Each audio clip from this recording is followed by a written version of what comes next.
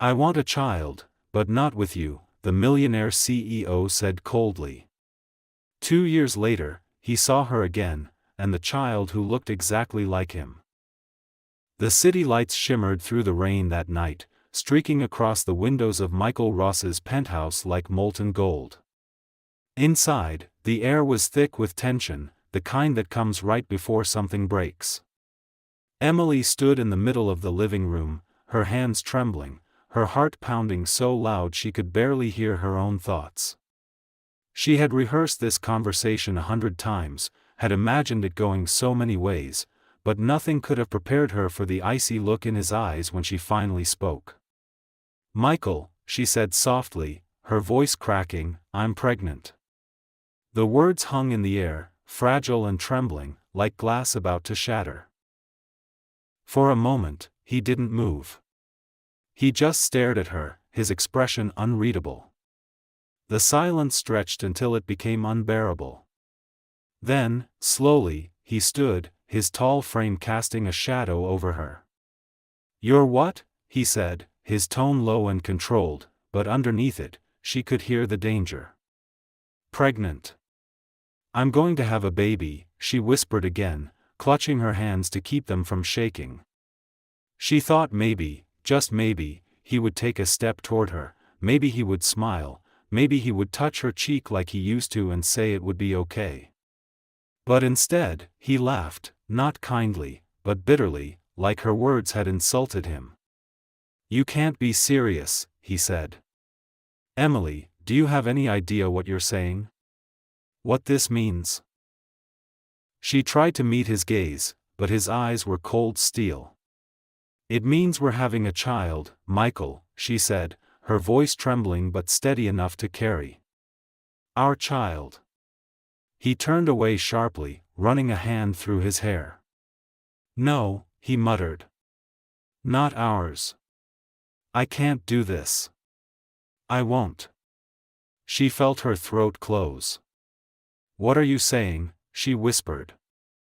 He turned to face her again, his face hard, every trace of tenderness gone. "I told you before," he said, each word like a knife. "I want a child, but not with you." The words sliced through her, stealing her breath. For a second, she thought she must have misheard him. Her lips parted, but no sound came out. He continued, his voice colder now. "You were a distraction, Emily. That's all. I can't have this ruining everything I've built. My life, my company, my future. I won't throw it all away because you made a mistake." "A mistake," she repeated, the word barely audible. "That's what you think this is?" Her chest felt tight, her world collapsing in slow motion. He looked away, his jaw clenched, unwilling to meet her eyes.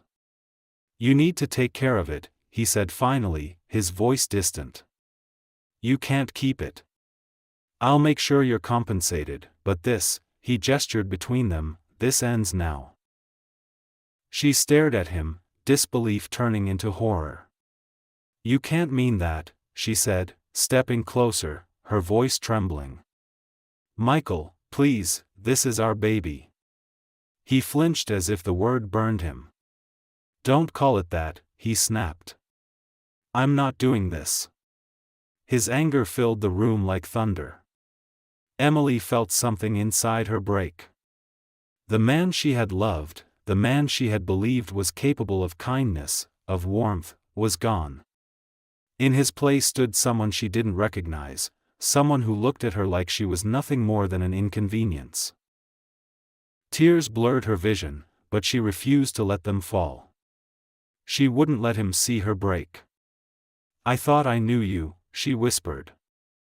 "I thought you loved me." He didn't answer. He simply walked to the door, his movements sharp, mechanical, as if he couldn't get away from her fast enough. "Don't do this, Michael," she said, her voice cracking. "Don't make me hate you." He stopped, his hand on the doorknob, but he didn't turn around. "Then hate me," he said quietly. "It'll make it easier for both of us." The door closed behind him, and the sound of it echoed like a gunshot. She stood there for a long time, unable to move, unable to breathe. The apartment felt suddenly enormous, the silence heavy, suffocating.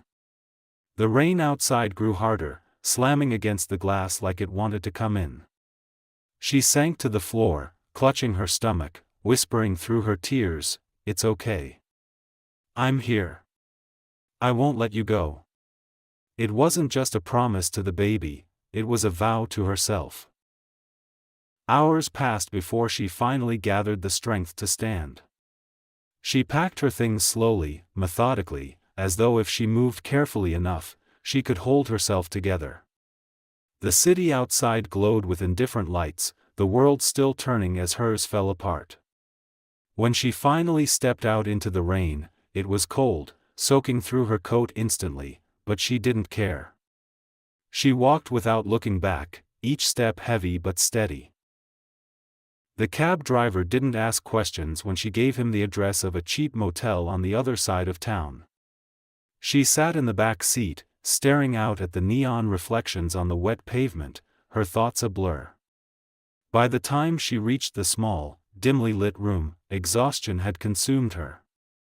She dropped her bag on the floor and lay down on the bed, one hand resting protectively over her stomach. For the first time that night, she allowed herself to cry, quietly, helplessly, until there were no tears left. When sleep finally took her, it was uneasy and shallow, but somewhere in the darkness, there was a tiny flicker of peace. Despite everything, she wasn't alone anymore. Inside her, life was beginning. And that life, fragile and small as it was, gave her something Michael Ross could never take away: hope. The weeks that followed felt like living inside a fog, where every day bled into the next and the nights seemed endless. Emily had never known what true loneliness was until then. The silence of her new apartment was almost unbearable, broken only by the hum of the refrigerator or the steady ticking of an old clock she had bought at a thrift store. She would wake up every morning to pale light seeping through thin curtains and stare at the ceiling, wondering how her life had come to this.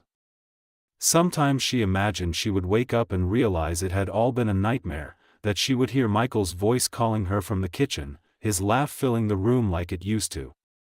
But when she reached out, her hand met only the empty space beside her, and reality pressed down like a weight she couldn't escape.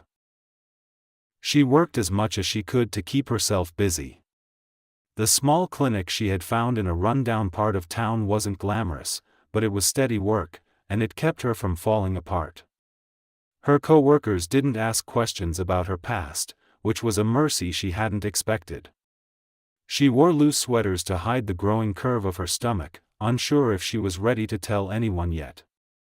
There was a certain quiet dignity in keeping her secret, like holding a piece of her old life close to her heart, away from the world's judgment. The pregnancy wasn't easy.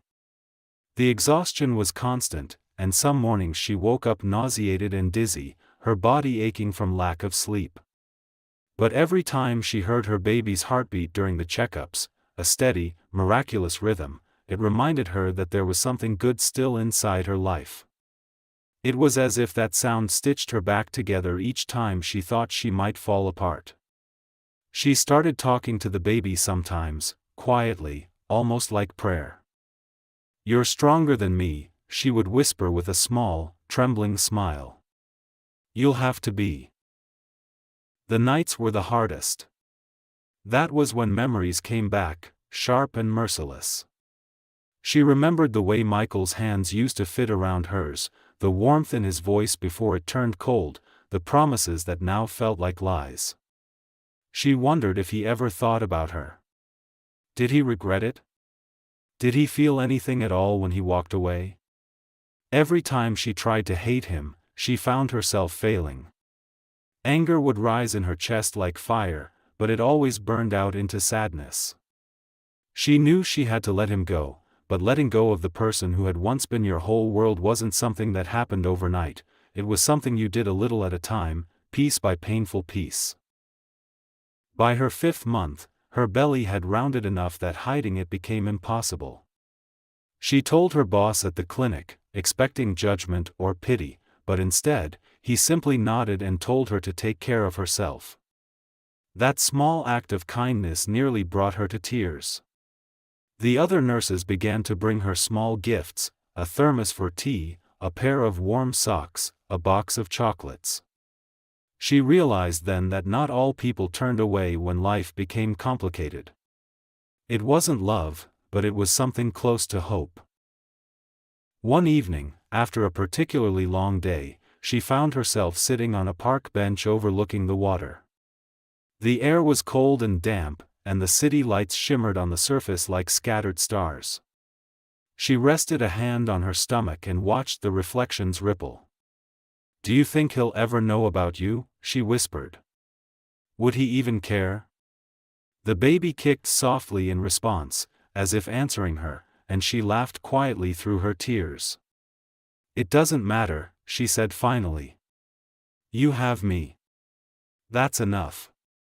And for the first time, she truly believed it. The months passed in slow rhythm, and with each one, she grew stronger. She saved money, she moved to a slightly better apartment, she learned how to live for herself again. There were moments of peace now, small, fleeting, but real. She began to feel proud of her resilience, proud of surviving something that had nearly destroyed her. Then came the night she went into labor.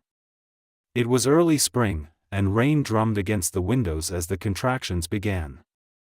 Fear hit her first, raw, paralyzing fear that she wouldn't make it, that she couldn't do this alone. But then the thought came, clear and steady, she had already done everything alone. She could do this too.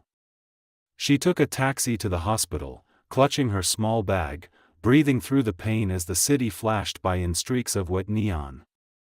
The nurses were kind, their voices calm and reassuring, but the room still felt too big, too empty without someone waiting beside her.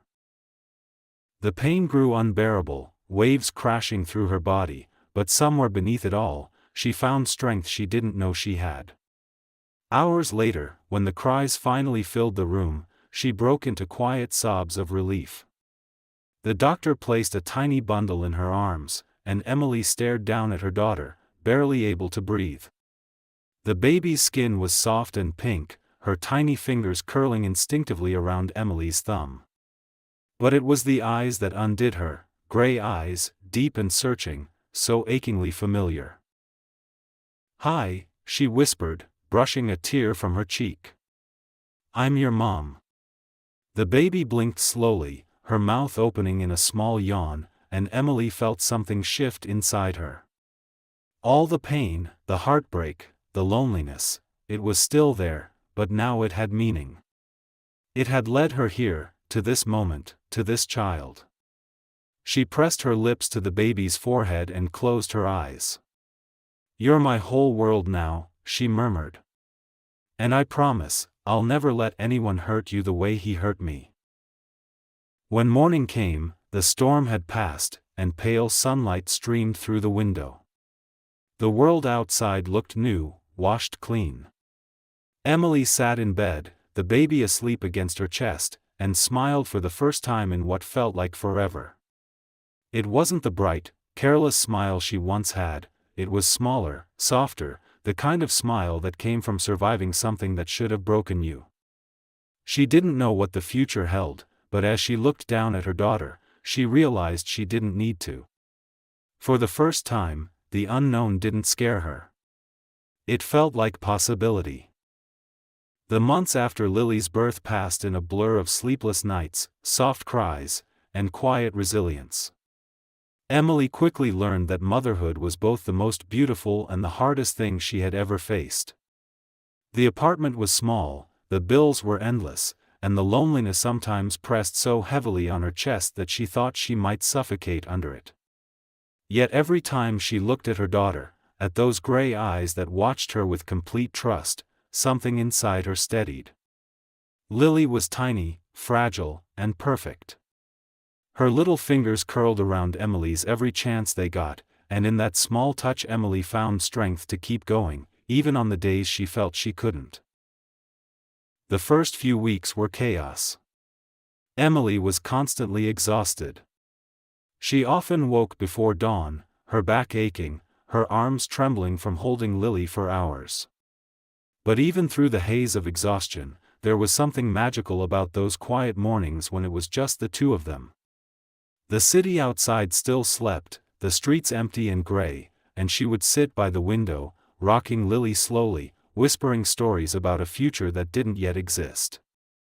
She told her about the ocean she wanted her to see one day, about the flowers that bloomed in spring, about kindness and courage and love that didn't hurt. "You'll have all of that," she would whisper. "I'll make sure of it." Her days were spent working part-time at the clinic and her nights caring for Lily. She learned how to balance bottles in one hand while typing medical notes with the other. She learned how to smile even when she wanted to cry. The doctors she worked with respected her quiet determination, though none of them knew her story. Sometimes, when one of the older nurses saw the dark circles under her eyes, they would press a hand on her shoulder and say softly, "You're doing fine, sweetheart." Those small moments of compassion kept her going. Money was always tight. She skipped meals more often than she admitted, making sure Lily had everything she needed. The stroller she used was second-hand, the crib was something she'd found online for free, and the baby clothes were donated by a kind patient who had noticed her belly growing. Yet, in that small apartment, surrounded by chipped furniture and hand-me-down blankets, Emily felt something she hadn't felt in a long time: purpose. Every sleepless night, every tear, every ache meant something now. Her life had direction again. Sometimes, though, the past came creeping back. There were nights when she couldn't sleep, when she'd find herself staring at the ceiling, remembering his voice, his cold words. "I want a child, but not with you." They replayed in her mind like a broken record, and she would feel that same sharp pain she'd felt the night he threw her out. But then Lily would stir beside her, her small hand searching for Emily's, and all the bitterness would fade. She realized that out of the cruelest moment of her life had come something so pure that it healed her more than time ever could. When Lily turned 6 months old, Emily took her to the park for the first time. It was early morning, the air still cool, the grass glistening with dew. She spread a small blanket on the ground and laid Lily down, watching as her daughter kicked her legs happily and reached for the sunlight. An older woman sitting on a nearby bench smiled at her. "First one?" she asked kindly. Emily nodded with a shy smile. "You're doing a wonderful job," the woman said simply, before turning back to her book. That sentence, so casually spoken, stayed with Emily for weeks. It was the first time anyone had told her she was enough. As Lily grew, she became more curious, more alive. Her laugh filled the apartment, echoing off the walls like music. She had a habit of tugging at Emily's hair and babbling nonsense words that somehow made perfect sense to both of them. On hard days, Emily would hold her close and breathe in the baby scent of her skin, reminding herself that everything she endured was worth it. There was a quiet joy in the ordinary moments, feeding her, bathing her, watching her fall asleep with one tiny hand curled near her face. 2 years passed almost without her noticing. Emily had built a life around her daughter, a fragile but steady rhythm of work, home, and laughter. She had stopped thinking about Michael, or at least, she told herself she had. Every now and then, when she passed a newspaper or caught a glimpse of the financial news on television, she would see his name mentioned: still successful, still powerful, still untouchable. She would look away quickly, her heart tightening, but not from love anymore. From something closer to pity. He had everything: money, power, respect, but she had something far more precious. She had peace. She had Lily. One evening, after a long day at the clinic, she sat with Lily on the couch, reading her a story. Lily's head rested against her chest, her small body warm and heavy with sleep. Emily ran her fingers through her daughter's dark curls and whispered, "You're my miracle, you know that?" Lily didn't answer, she was already half asleep, but she smiled, a soft, drowsy smile that made Emily's chest ache with love. After she put Lily to bed, Emily stood by the window, looking out at the city. The lights shimmered in the distance, and for the first time, she didn't feel alone anymore. Life wasn't easy, and it probably never would be, but she had found strength in places she never thought existed. She had learned that love wasn't something you begged for, it was something you built, something you gave freely without expecting it back. And as she stood there, her reflection faint in the glass, she realized that she no longer saw the broken woman who had walked out into the rain 2 years ago. She saw someone new, someone stronger, calmer, and full of quiet fire. She didn't know that fate was already turning, that her world was about to collide once more with the man she had sworn she would never see again. But for now, in that small apartment with her daughter sleeping peacefully in the next room, Emily allowed herself to feel content. The storm had passed. Or so she thought. The morning it happened began like any other, calm and ordinary, the kind of day that felt safe in its predictability. Emily woke before the sun, the faint sound of rain tapping against the window. She made coffee quietly so as not to wake Lily, who was still curled under her small pink blanket. The apartment smelled faintly of vanilla and laundry detergent, the little comforts she had built into her life to keep it warm. She moved through her morning routine with practiced ease, brushing her hair, packing Lily's small lunch for daycare, and humming softly to fill the silence. It was peaceful, and for once, she believed that peace might actually last. By the time she reached the clinic, the clouds had started to clear, leaving the city washed and glistening. She greeted the receptionist, hung her coat on the back of the office chair, and sat down to organize patient files. The soft buzz of conversation, the smell of antiseptic and coffee, the familiar rhythm of the workday, everything felt steady. Then, just before noon, the clinic manager entered with a tall man in a dark suit, his voice carrying that overly cheerful tone people used when they were nervous. "Everyone, this is our new investor," he said. "Mr. Ross will be working closely with us moving forward." Her heart stopped. She didn't have to look up to know that name. It was one that had haunted her dreams, that had been both a wound and a warning for the past 2 years. The papers in her hands trembled as she tried to keep breathing. Slowly, against every instinct screaming at her to run, she lifted her eyes. There he was. Michael Ross. He looked almost exactly the same and yet entirely different. His dark hair was slightly longer, his face sharper, as though the years had carved more gravity into his features. He still wore that effortless confidence like armor, the kind that made people pay attention when he walked into a room. But beneath it, there was something else now, something quieter, wearier, like he had spent years chasing something he couldn't find. Their eyes met, and in that moment, the air seemed to leave the room. Emily's first thought was disbelief. He couldn't possibly recognize her. Not here, not like this. She looked away quickly, her pulse pounding. But when the meeting ended and he turned to leave, his gaze lingered on her for a moment longer than it should have. She could feel it, heavy and searching, as if he was trying to place her. She prayed he wouldn't. That prayer went unanswered. Later that day, she was standing by the coffee machine, pouring herself a cup, when she felt a presence beside her. "Emily," came a voice, low and uncertain. Her hand froze midair. Slowly, she turned her head. He was standing there, close enough that she could smell his cologne, familiar, achingly so.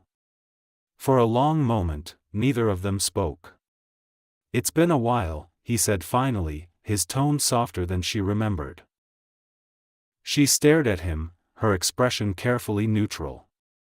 Yes, she said quietly. It has. Her voice didn't shake, though her hands wanted to. He looked at her, searching her face for something, perhaps the girl he had once known, the one he had so easily destroyed. But that girl was gone. What stood before him now was someone stronger, steadier, someone who no longer needed him. He seemed to notice it too. His jaw tightened slightly. "You look different," he said, and there was something like regret in his voice. "Life does that," she replied simply, setting her cup down. She was about to walk away when he spoke again, more hesitantly this time. "You still work in healthcare?" "Yes," she said. "And I love it." "That's good," he murmured, almost as if talking to himself. Then, after a pause, he added, "Listen, about."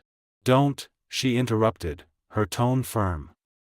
He blinked, caught off guard. "Don't say anything you don't mean. You don't owe me explanations, Michael." For a long moment, they stood in silence. She could feel the weight of his gaze, could sense the storm of things he wanted to say but couldn't. Finally, she turned and walked away, leaving him standing there, a man who suddenly looked smaller in his expensive suit than she'd ever seen him before. That evening, after work, she picked up Lily from daycare. The little girl came running toward her, her laughter bright and sweet. Emily crouched down to scoop her into her arms, breathing in the soft scent of her daughter's hair. The world seemed right again in that moment. "Guess what, Mommy?" Lily said, her small voice full of excitement. "We're making animal masks tomorrow." Emily smiled, her heart melting the way it always did when Lily smiled. They walked home together, hand in hand, the city glowing gold in the sunset. But when they turned the corner near the park, Emily's breath caught.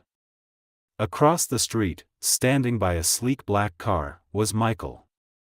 He wasn't looking at her at first, but when Lily's laughter carried across the street, he turned, and froze. For a moment, time stopped. He stared at them, his eyes wide, his expression unreadable. Lily, oblivious to the tension, waved at him cheerfully, her little hand swinging in the air. He didn't wave back.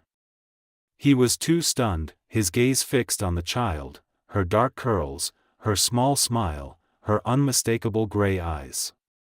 His own eyes. Emily felt the world tilt.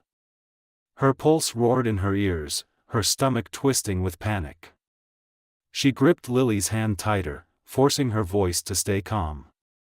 "Come on, sweetheart," she said softly. "Let's go." She didn't look back as she crossed the street and hurried home, but she could feel his eyes on her until she disappeared around the corner.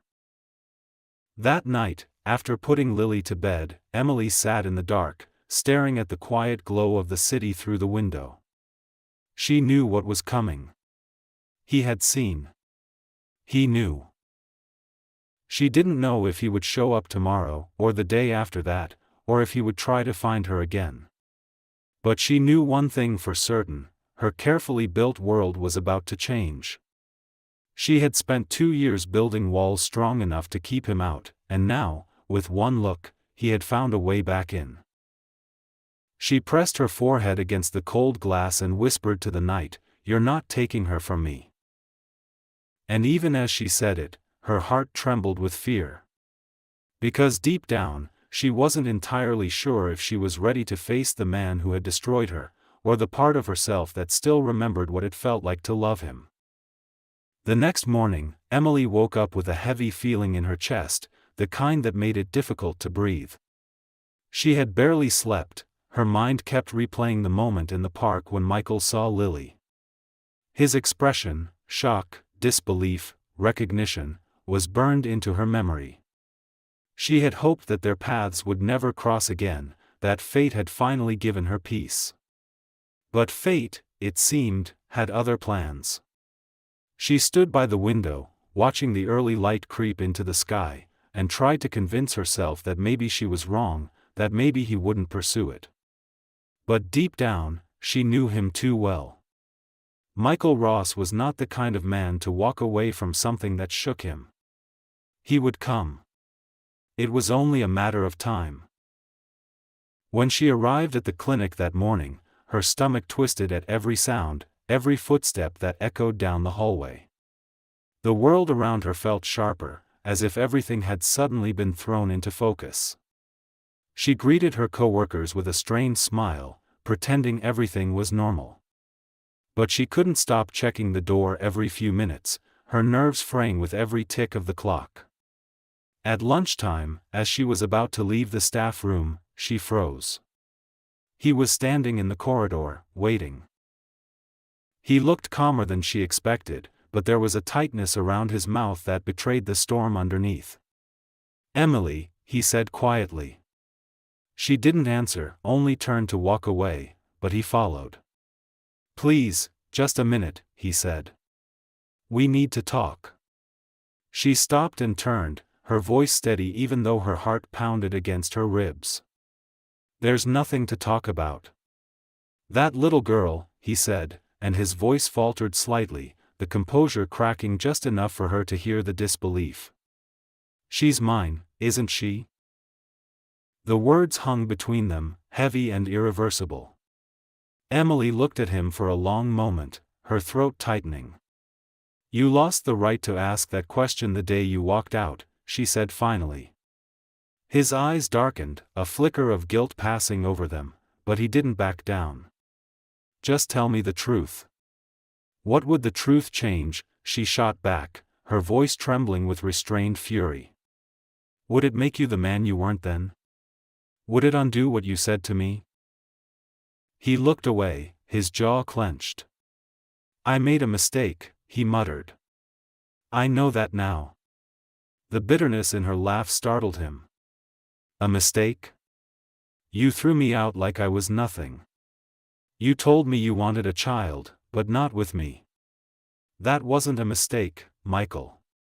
That was cruelty." The corridor was empty except for them, the air thick with everything they had never said. For the first time, he didn't have a comeback. He stood there, silent, his hands in his pockets, looking like a man who just realized he was standing in the ruins of his own making. After a long moment, she turned to leave, but his voice stopped her. "I want to see her," he said softly. Emily froze. "No," she said immediately. "Absolutely not. You can't keep her from me," he said, stepping closer. "She's my daughter." She spun around, anger flashing in her eyes. "You don't get to call her that. You don't know her. You weren't there when she was born, when she cried through the nights, when I couldn't afford diapers and still made it work. You don't get to claim her just because you suddenly decided you care." He flinched at her words. She saw something crack behind his composed expression, shame, regret, maybe even heartbreak, but she refused to soften. "Emily, please," he said, his tone quieter now, desperate. "I just want to make things right." She shook her head slowly. "You can't make right what you destroyed. I won't let you hurt her the way you hurt me." She walked away before he could respond, her pulse thundering in her ears. When she got home that evening, she was so exhausted she could barely think. But when she opened the door and saw Lily sitting on the floor, surrounded by crayons and paper, smiling up at her with pure joy, all the fear melted into something else, resolve. She knelt beside her daughter and wrapped her arms around her, holding her close. "Mommy missed you today," she whispered, breathing in the comforting scent of baby shampoo and crayons. Lily giggled and hugged her back, unaware of the storm looming on the horizon. For the next few days, Emily tried to return to normal, but normal didn't exist anymore.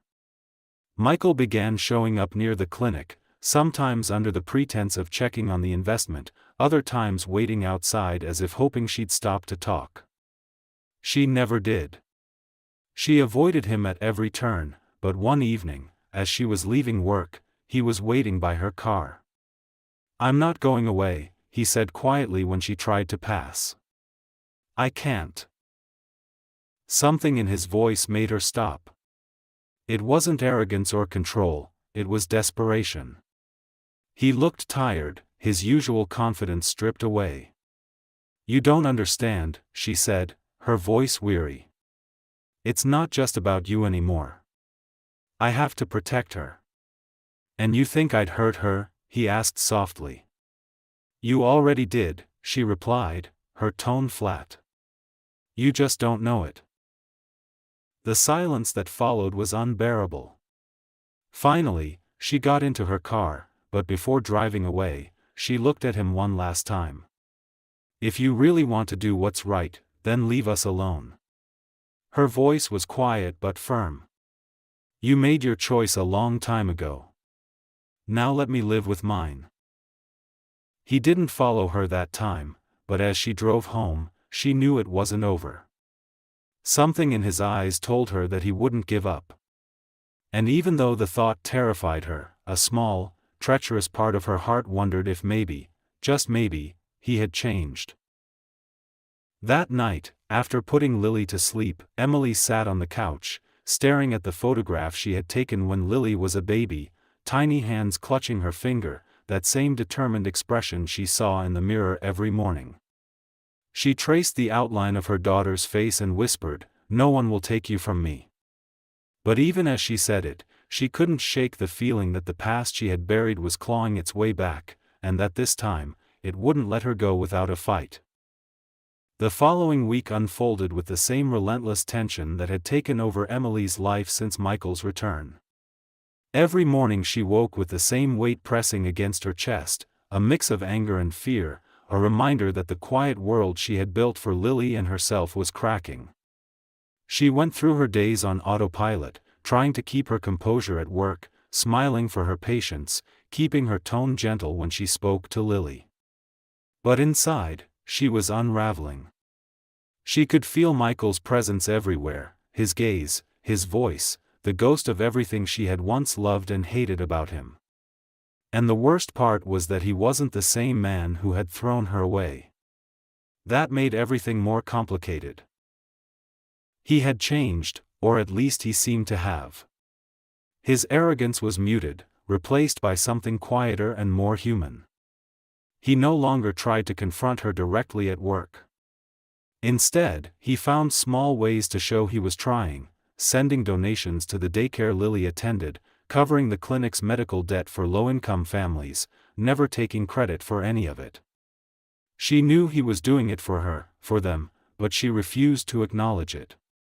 Yet every act chipped away at the fortress she had built inside herself. One evening, as she was walking home with Lily, the rain began to fall suddenly, a downpour that drenched them within seconds. Laughing, Lily lifted her small face to the sky, letting the rain soak her hair. Emily pulled off her jacket and tried to cover her daughter's head when she heard a familiar voice behind her. "Get in," Michael said, holding the car door open. She froze, the sound of his voice both comforting and terrifying. He was standing beside a black SUV, rain dripping from his hair and shoulders, but he didn't move closer. He just waited. Emily hesitated for a long moment, torn between pride and practicality. Lily was shivering now, her small body trembling. Finally, she sighed and picked her up. "Just this once," she said quietly, stepping toward the car. Inside, it was warm and smelled faintly of cedar and rain. Michael drove silently, glancing at them occasionally through the mirror. When he handed her a towel from the back seat, their fingers brushed for a fraction of a second, and she felt that electric jolt she had spent years trying to forget. When he stopped in front of her apartment building, Emily opened the door immediately. "Thank you," she said curtly, ready to leave, but his voice stopped her. "Emily, wait." She turned reluctantly. He looked at her, rain still sliding down his face. I know I can't undo what I did, he said quietly. But please believe me when I say I regret it every single day. I was a coward. I thought I was protecting myself, but I destroyed the only thing that ever mattered. She wanted to tell him that it was too late, that apologies didn't change the past, but when she met his eyes, she saw something raw there, something that made her chest ache despite everything. Michael, stop, she said, her voice trembling slightly. You don't get to do this now. You don't get to walk back in and pretend you care. I'm not pretending, he said. I want to be part of her life. You think you can just show up and decide that? She asked, her voice rising. You weren't there when she needed you. You don't even know what she likes to eat, or how she sleeps, or how she says the word butterfly wrong every single time. You don't know her. You don't know us. He looked at her for a long moment, then nodded slowly, accepting her anger. Then let me learn, he said quietly. The simplicity of his words caught her off guard. For the first time in years, he didn't sound like the man who gave orders and expected obedience. He sounded like a man asking for permission to try. She didn't answer. Instead, she took Lily in her arms, mumbled another quiet thank you, and disappeared into the building. That night, Emily couldn't sleep. She kept seeing his face, hearing his words. She hated that part of her still wanted to believe him. People didn't change that easily. Yet the man she had seen in the car wasn't the same one who had shattered her. There had been sincerity in his eyes, maybe even love. But she reminded herself of the nights she'd spent alone, the tears, the fear, the humiliation of begging him not to throw her out. She couldn't risk opening that door again. Over the next few weeks, though, he kept showing up. Never intrusively, never demanding. Once, she found a small box on her doorstep. Inside was a wooden music box, hand-carved, with a note that said, "For Lily. From someone who wants to know her favorite lullaby." Another time, he waited outside the clinic just to walk her home when the power went out in the city. He didn't speak much, he just walked beside her in silence, their footsteps echoing in the dark. One evening, as the city lights reflected off the wet streets, Lily spotted him waiting by the gate. Her eyes lit up. "Mommy. It's the nice man with the car," she said cheerfully, waving her small hand. Emily froze, her stomach tightening. Michael smiled gently at Lily, crouching down to her level. "Hey there, sunshine," he said softly. "Do you like the music box?" Lily nodded eagerly, clutching Emily's hand. "It plays the sleepy song," she said proudly. "Mommy sings it to me." His smile faltered slightly, and Emily could see the emotion behind his calm expression. That moment, Lily's innocence, his quiet awe, unraveled something inside her. For the first time, she saw what it did to him to realize what he had missed. He wasn't angry or defensive. He was broken by it.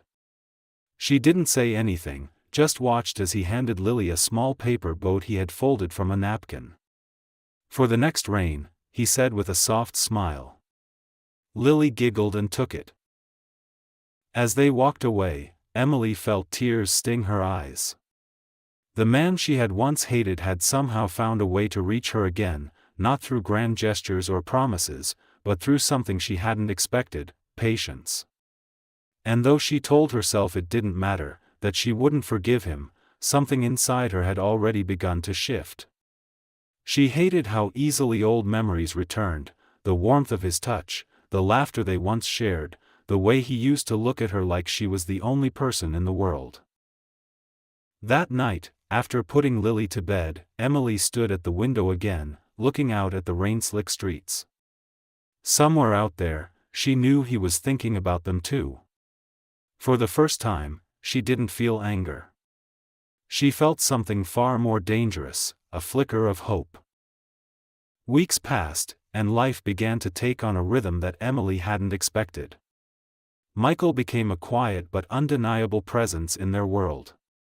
He didn't force himself into their lives, but he lingered at the edges, showing up when she least expected him, always careful, always measured. Sometimes he dropped by the park on Saturdays, claiming it was coincidence that he was there when Lily played on the swings. Other times he sent small, thoughtful things for Lily, a new book about animals, a puzzle shaped like stars, crayons in her favorite colors. He never overstepped, and perhaps that was what made it harder for Emily to keep her walls up. His patience disarmed her more effectively than his power ever could. Lily adored him without understanding who he truly was. She called him the nice man, and her innocent joy every time she saw him made it nearly impossible for Emily to keep them apart. One afternoon, while sitting on a park bench watching Lily chase butterflies, Michael sat beside Emily, a comfortable silence stretching between them. "She's incredible," he said quietly, his voice carrying something reverent, as if he was afraid to break the spell of watching his daughter play. Emily's heart ached at the sound of it. "She is," she said softly, without looking at him. "She's everything." For a moment, he didn't respond. Then he said, "You did all this alone." His words were not a question, but a statement filled with awe and regret. She finally turned to him, her expression unreadable. "I had no choice," she said simply. "You made sure of that." He nodded slowly, the admission slicing through him. "I know," he said. "I was a fool. I thought I could control everything in my life, but I couldn't even understand the one person who truly cared about me." His honesty caught her off guard. It wasn't the rehearsed charm she used to hear, this was raw, unguarded. She didn't know how to respond, so she said nothing. Over the next few weeks, his presence became a fragile truce between them. He started spending short moments with Lily, with Emily always close by, watching carefully. They went to the zoo once, a spontaneous trip that Lily wouldn't stop talking about for days. Emily hadn't planned to let it happen, but when Michael showed up at the park that morning with tickets in his hand and Lily's face lit up with pure excitement, she couldn't bring herself to say no. Watching them together was both beautiful and painful. Michael carried Lily on his shoulders, pointing at giraffes and penguins, his laughter genuine and warm. It was a side of him Emily had never seen before, the powerful, distant CEO reduced to a man who made silly animal noises just to hear a little girl giggle. That night, after putting Lily to bed, Emily sat on the balcony with a cup of tea, her thoughts tangled. She couldn't deny the truth anymore. He was changing, not in words, but in actions. And that scared her more than his anger ever had. Because if he had truly changed, if the man who once broke her heart was now capable of love, then she would have to face something she had spent years avoiding, the part of her that still loved him. The next morning, she found an envelope slid under her door. It wasn't his usual subtle gesture. Inside was a letter in his handwriting. It wasn't long, but every word felt deliberate. He wrote that he knew he had no right to ask for forgiveness, but he wanted to try to earn it, not for himself, but for Lily. He wrote that seeing her had forced him to face everything he had run from, his fear, his pride, his own loneliness. And then he ended it with a single line that made her chest tighten painfully, "You were right. Love isn't about control. It's about staying even when it terrifies you." She read the letter twice, her eyes blurring by the end. Part of her wanted to tear it up, to bury it, to pretend none of it mattered. But another part, the part that had always believed there was still good in him, wanted to believe that maybe, just maybe, it wasn't too late. Still, she wasn't ready. Forgiveness was a luxury she wasn't sure she could afford. A week later, Lily got sick. It started as a fever that worsened overnight. Emily spent the night sitting beside her bed, pressing a cool cloth to her forehead, whispering lullabies she barely had the energy to sing. By morning, the fever had climbed higher, and panic clawed at her chest. She rushed Lily to the hospital, her mind a blur of fear. Hours later, she sat in the sterile waiting room, her hands trembling as she filled out forms. That was when Michael appeared, breathless, as if he had run the entire way. "Emily," he said, his voice tight with worry. "What happened?" She was too exhausted to argue, too terrified to care how he had found out. "Fever," she said weakly. "They're running tests." His expression softened, and without asking permission, he sat beside her. For the next several hours, he didn't leave. He fetched water, spoke to doctors, held her hand when she couldn't stop shaking. And when Lily finally woke up, drowsy but smiling, he was there too, standing quietly at the edge of the bed, his eyes glistening with relief. It was in that hospital room, under the harsh fluorescent lights, that something shifted irreversibly between them. Emily saw a man stripped of his pride and ego, a man whose entire world now revolved around a small girl who didn't even know she was saving him. When Lily reached out a tiny hand toward him, mumbling, "Stay," he did. He sat beside her bed, gently brushing her hair from her forehead as she drifted back to sleep. Emily watched in silence, her heart breaking open in ways she didn't expect. Later that night, after Lily was resting, Michael walked Emily to the hallway. His voice was barely above a whisper. "I know you still don't trust me. But I need you to know, I'm not going anywhere." She looked at him, exhaustion written all over her face, and said quietly, "You said that once before." "And I failed," he replied. "But this time, I'm not running. Even if you never forgive me, I'll still be here." For the first time, she believed him. She didn't say it out loud, but deep down, something inside her softened. The man who once left her in the rain had returned, not to take, not to control, but to stay. And that, more than any apology, was what she had waited for. Months passed after that night in the hospital, and everything began to change in quiet, unspoken ways. Michael became a constant presence, no longer hovering at the edges of their lives but slowly becoming part of them. He didn't force it, he earned it, piece by piece, through patience and humility that Emily would never have believed him capable of. Every morning, he called to check how Lily was feeling, and every weekend, he asked if he could see her. Sometimes Emily said yes, sometimes no, but he never pushed. When he did come, he spent hours on the floor building towers out of blocks, letting Lily knock them over and laughing when she squealed with joy. There was a gentleness in him now, one that made it harder for Emily to hold on to her anger. She had built her life around the pain he caused her, and now that pain was slowly unraveling into something she didn't quite know how to name. One afternoon, he came to the park where Emily and Lily were feeding ducks by the pond. The air was cool, the sky soft with the light of early spring. He brought coffee for Emily and a paper bag of tiny bread pieces for Lily. "You didn't have to," Emily said, though she accepted the cup. "I know," he replied, smiling faintly, "but I wanted to." It was such a simple exchange, yet something about it felt monumental. For years their words had been weapons, filled with bitterness and regret. Now they were careful, kind, almost gentle. Lily ran ahead to throw bread into the water, and Michael turned to Emily. "I've been thinking," he said, his voice low. "About what?" she asked cautiously. He hesitated, his gaze following their daughter. "About how lucky I am that you didn't listen to me that night," he said quietly. "If you had, I never would have met her. I never would have understood what love actually is."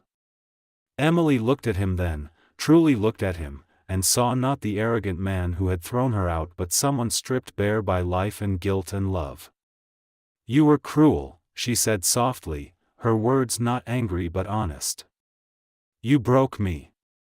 I know, he said, his voice thick. And I'll spend the rest of my life trying to make it right.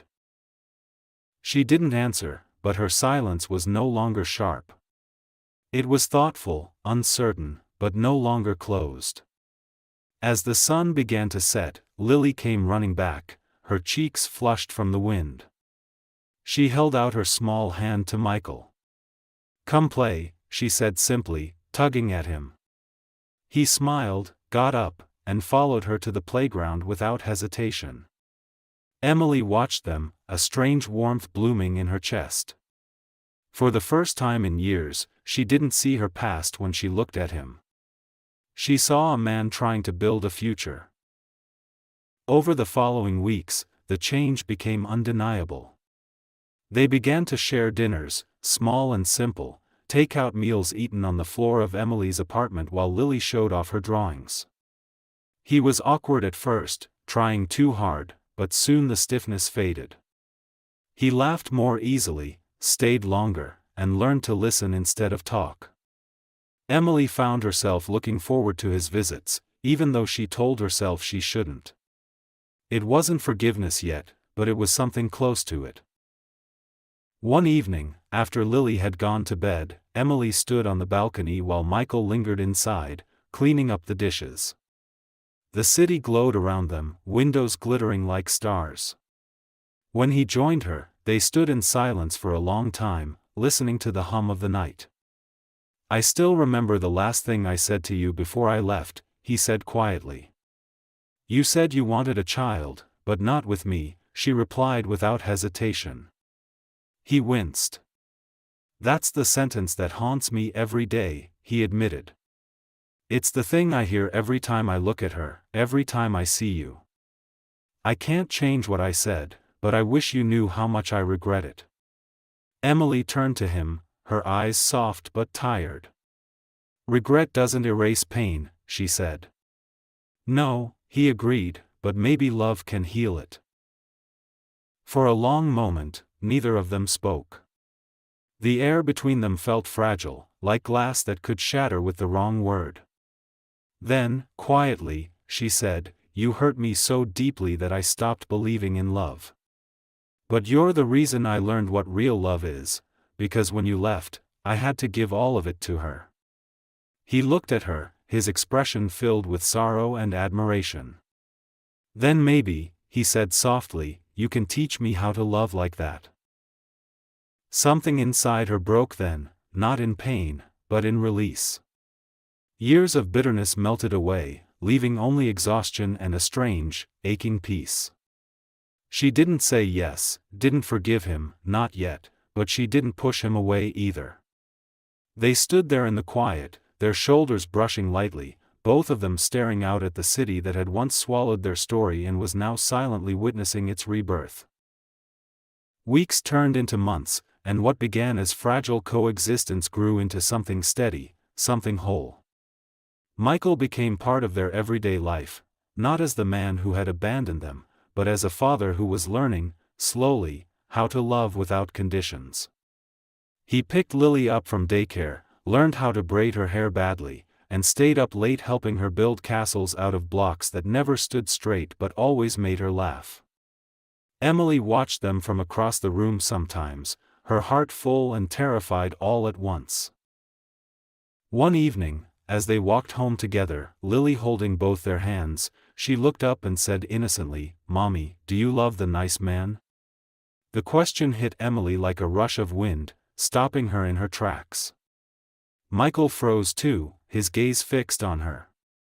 For a moment, she didn't know how to answer. Then she crouched down, brushing a strand of hair from Lily's face. I love you both very much, she said softly. It wasn't a lie. It wasn't a promise either. But it was real. Later that night, after Lily was asleep, Michael stood by the door, ready to leave. She's happy, he said quietly. You've given her everything. Emily smiled faintly. We've given her everything, she corrected. His eyes flickered with emotion. "Do you think there's a chance," he asked slowly, "for us to start over, not from where we were, but from who we are now?" She looked at him for a long moment, her heart heavy with everything they had endured. Then she nodded, just once. "Maybe," she said, her voice trembling. "But don't rush it. Let it grow." He smiled then, a small, genuine smile that reached his eyes, and for the first time in years, Emily didn't feel afraid of it. As he left, she stood at the window, watching him walk down the quiet street until he disappeared into the night. Behind her, Lily stirred in her sleep, murmuring something soft. Emily turned and looked at her daughter, her miracle, her proof that love could survive even the worst of endings. In that moment, she understood something she hadn't before: sometimes the people who break us aren't meant to be erased. Sometimes they're meant to return, changed, to show us that healing doesn't come from forgetting the pain, but from facing it and choosing love anyway. And as the night wrapped around the city, Emily finally let herself breathe again, not because everything was perfect, but because, for the first time, she truly believed it could be.